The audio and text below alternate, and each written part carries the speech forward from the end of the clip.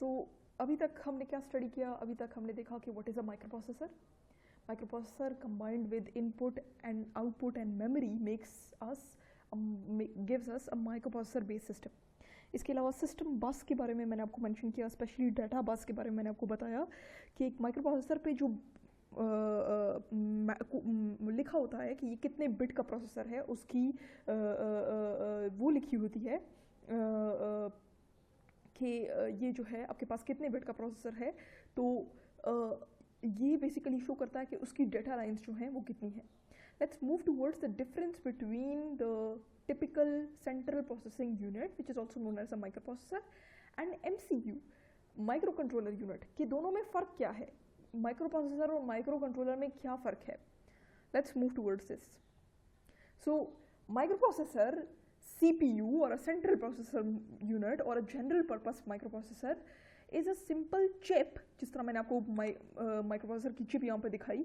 It is a simple chip जिसके अंदर ALU control unit और रजिस्टर एरे होते हैं. ठीक है, ALU कंट्रोल यूनिट और रजिस्टर एरे होते हैं. अब अगर आपने इसके साथ मेमोरी, इनपुट, आउटपुट या मज़ीद डिवाइसेस लगानी है तो वो आप इसके बाहर लगाओगे. ठीक है, मेमोरी भी आपको इसके साथ लगानी पड़ेगी, इनपुट आउटपुट डिवाइसेस भी इसके बाहर साथ लगाने पड़ेंगे और टाइमर और सीरियल कम्युनिकेशन भी इसके साथ लगाना पड़ेगा ताकि माइक्रोप्रोसेसर जो है माइक्रोप्रोसेसर सिस्टम बन सके. ठीक है, ये एक आपके पास अलग चिप होगी और फिर मेमोरी आप अलग से लगाओगे. जिस तरह आप देखो लैपटॉप्स में देखो रैम की चिप्स अलग है, माइक्रोप्रोसेसर की चिप अलग है. रैम आप मेमोरी आप अलग से लगाओगे, इनपुट आउटपुट डिवाइस आपको अलग से लगानी पड़ेगी. लैपटॉप के अंदर देख लो कि माइक्रोप्रोसेसर की चिप अलग है, कीबोर्ड अलग है. आउटपुट डिवाइस को देख लो, LCD अलग है, माइक्रोप्रोसेसर की चिप अलग है. Timer is basically a device जो कि आपके पास टाइम काउंटिंग के लिए इस्तेमाल होती है. नेक्स्ट सीरियल कम्युनिकेशन, आपके पास जो USB पोर्ट्स लगी हुई हैं, ठीक है, ये आपके पास अलग से हैं और माइक्रोप्रोसेसर की चिप अलग से है. तो माइक्रोप्रोसेसर को अपने फंक्शंस परफॉर्म करने के लिए जो पैराफेरल डिवाइसेस इस्तेमाल करनी पड़ती हैं, मेमोरी, इनपुट आउटपुट की, वो आपको सेपरेटली लगानी पड़ती हैं और माइक्रोप्रोसेसर की डाटा बस और एड्रेस बस के थ्रू आप इनका कनेक्शन करते हो. So this thing is a CPU और अ माइक्रोप्रोसेसर और अ जनरल पर्पस माइक्रोप्रोसेसर, या इसको सेंट्रल प्रोसेसिंग यूनिट CPU भी कहते हैं. जब आप इसके साथ मेमोरी, इनपुट आउटपुट डिवाइसेस लगा लेते हो तो इसको हम पूरी हायरार्की को कहते हैं माइक्रो प्रोसेसर बेस्ड सिस्टम या MCU और micro controller. Micro controller basically एक ऐसी चिप होती है जिसके अंदर माइक्रो प्रोसेसर लगा होता है, CPU होता है, उसके अंदर रोम और रैम होते हैं, उसके अंदर इनपुट आउटपुट डिवाइस होती है, उसके अंदर बाकी पेरिफेरल्स भी मौजूद होते हैं.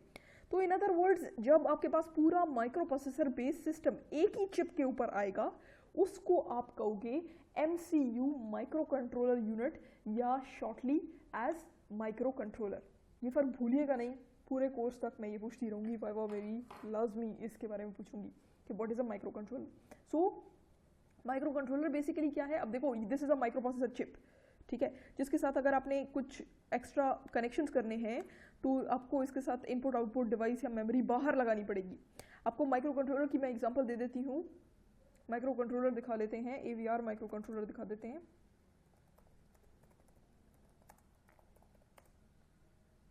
अब देखो this is an example of AVR micro controller chip. अब ये देख लो, ये देख लेते हैं, ठीक है. अब ये देख लो, ये जो है ये AVR माइक्रो कंट्रोलर्स हैं, ये उनकी चिप है. तो अब ये चिप जो है, इस चिप के अंदर ही इनपुट डिवाइसेस भी हैं, आउटपुट डिवाइसेस भी हैं, ठीक है, इनपुट और आउटपुट की कैपेबिलिटी भी है, इसके अंदर मेमोरी भी है, इसके अंदर एक अपनी रैम और रोम है जिसके अंदर आप डेटा स्टोर कर सकते हो, ठीक है, और इसके अंदर अपना माइक्रो प्रोसेसर लगा हुआ है. तो एक ही चिप के ऊपर जब माइक्रो प्रोसेसर, इनपुट, आउटपुट और मेमोरी आपके पास मौजूद हो, उस चिप को आप कहोगे माइक्रो कंट्रोलर यूनिट या माइक्रो कंट्रोलर. और इस केस में आपके पास ये जो चिप है इसके अंदर सिर्फ एक CPU या सेंट्रल प्रोसेसिंग यूनिट लगा हुआ है. So this is the difference between a micro controller and a micro processor. Micro processor में सिर्फ CPU होता है और माइक्रो कंट्रोलर एक ऐसी चिप होती है जिसके अंदर CPU भी होता है, मेमोरी भी होती है और इनपुट आउटपुट डिवाइसेस भी होती हैं. सही है. So looking at the difference between a microprocessor and microcontroller, microprocessor के अंदर कोई भी अपनी इंटरनल मतलब माइक्रोप्रोसेसर की चिप के अंदर ना तो रोम होती है, ना रैम होती है, ना आउटपुट इनपुट आउटपुट पोर्ट्स होती हैं, ठीक है। इसकी एग्जांपल पेंटियम है, पेंटियम माइक्रोप्रोसेसर्स हैं जो इंटेल के हैं, पावर पीसी, मोटोरोला, स्पार्क। तो ये एप्लीकेशंस कौन सी हैं, लैपटॉप्स में यूज़ होते हैं, वर्क स्टेशंस में यूज़ होते हैं, सर्वर्स में लगे होते हैं, डेस्कटॉप कंप्यूटर्स में लगे होते हैं। माइक्रोप्रोसेसर सिंपल लगा होता है और उसके साथ आपने मुख्तलिफ इनपुट आउटपुट डिवाइसेस, मेमोरी या मेमोरी जो है वो इंस्टॉल की होती है। माइक्रो कंट्रोलर आपके पास क्या है, माइक्रो कंट्रोलर के अंदर माइक्रोप्रोसेसर होगा, सेंट्रल प्रोसेसिंग यूनिट होगा, उसके अंदर अपनी रैम और रोम लगी होगी, उसके अंदर अपनी इनपुट आउटपुट पोर्ट्स होंगी, एक सिंगल चिप के ऊपर ये सारी चीज़ें मौजूद होंगी, ठीक है। एग्जांपल कौन सी है, इंटेल का 8051 माइक्रो कंट्रोलर है, मोटोरोला के कंट्रोलर्स हैं, AVR जो कि हमने पढ़ने हैं, जो बेसिकली एटमल की ही चिप्स हैं, वो आपके पास एक एग्जांपल है, ठीक है। फिर आपके पास Zilog है, पिक माइक्रो कंट्रोलर जो हम फाइनल्स में रीड करेंगे, माइक्रोचिप कंपनी जो है उसने पिक माइक्रो कंट्रोलर जो है वो इंट्रोड्यूस किए। Again this is an example of micro controller. ARM के कंट्रोलर जो हैं, ठीक है। एग्जांपल आप कौन सी ले सकते हो, टीवी का रिमोट कंट्रोल। अब इसमें जो माइक्रो कंट्रोल, इसमें बेसिकली माइक्रो कंट्रोलर लगा होता है, माइक्रो प्रोसेसर भी होता है, इनपुट भी होता है, आउटपुट भी होता है, सही है। तो अब देखो माइक्रो कंट्रोलर, उसके अंदर अपनी रैम और रोम मौजूद होती है, ठीक है। आपको बाहर से कुछ कनेक्ट करने की जरूरत नहीं पड़ती माइक्रो प्रोसेसर उसको रिमोट कंट्रोल के साथ। क्यों? क्योंकि ऑलरेडी इसके अंदर माइक्रो प्रोसेसर या एम्बेडेड सिस्टम जो लगा होता है उसकी अपनी रोम और रैम होती है और वो उसी फंक्शनैलिटी के मुताबिक होती है जो उस एम्बेडेड सिस्टम ने परफॉर्म करनी होती है। आपको पता है कि रिमोट कंट्रोल के अंदर कभी भी आपको ज़्यादा डेटा स्टोर करने की जरूरत नहीं पड़ेगी, जो उसका काम है उसको वही करना है सारी उम्र तक, चैनल चेंज करने का। तो उसके लिए एक फिक्स रैम और रोम ऑलरेडी जो है उसकी PCB के अंदर जो है वो मौजूद होंगी, जो कि माइक्रो कंट्रोलर का हिस्सा होगा। अंदर एक कंट्रोलर लगा होगा जिसकी अपनी एक छोटी सी रैम और रोम होगी और इसी को यूज़ करते हुए जो रिमोट है वो अपना काम परफॉर्म करता होगा। वीडियो गेम्स में वो जो तुम लोगों ने वो देखे हुए हैं, वो नहीं होते, खैर ये they are talking about old video games, जो VCR टाइप गेम्स होती हैं जिसमें अपने कंट्रोलर लगे होते हैं। अब जो है पुराने ज़माने की जो वीडियो गेम्स होती थी, जो कि एक शेल्फ बना होता था और उस शेल्फ के अंदर एक स्क्रीन होती थी और उस पर स्टूडेंट जो हैं वो प्लेयर्स जो हैं वो प्ले करते थे। तो चूँकि वो शेल्फ जो होते थे, बड़े बड़े शेल्फ जो बने होते थे, आई डोंट नो आप लोग जानते हो उससे फेमिलियर हो कि नहीं, आगे जॉयस्टिक्स लगी होती थी इस तरह, ठीक है।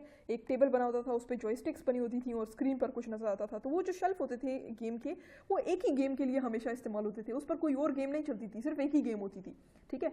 तो उसके अंदर भी माइक्रो कंट्रोलर लगा होता था, उसके अंदर अपनी मेमोरी होती थी, उस मेमोरी के अंदर वो वीडियो गेम स्टोर हुई होती थी और सारी उम्र उसने एक ही काम परफॉर्म करना था। रोबोट्स देख लो, रोबोट्स एक खास काम के लिए बनाए जाते हैं। अभी जो करंटली रोबोट्स हैं वो एक खास काम के लिए बनाए जाते हैं, तो उनके अंदर माइक्रो कंट्रोलर जो लगाए जाते हैं उनकी रोम और रैम अपनी उसके अंदर मौजूद होती है, जिसके अंदर वही डेटा स्टोर हुआ होता है, वही काम स्टोर हुआ होता है, प्रोग्राम स्टोर हुआ होता है जो उस रोबोट ने परफॉर्म करना होता है, चेंज नहीं होता, ठीक है। So these are some of the examples of microcontroller and microprocessor. Let's move towards another terminology which is known as embedded system. What are embedded systems?